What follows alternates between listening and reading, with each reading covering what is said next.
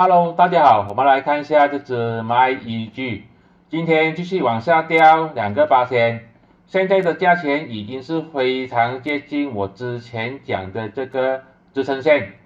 也就是筹码阻力线的灰色线，也就是0.705，也就是这个筹码峰的最低价。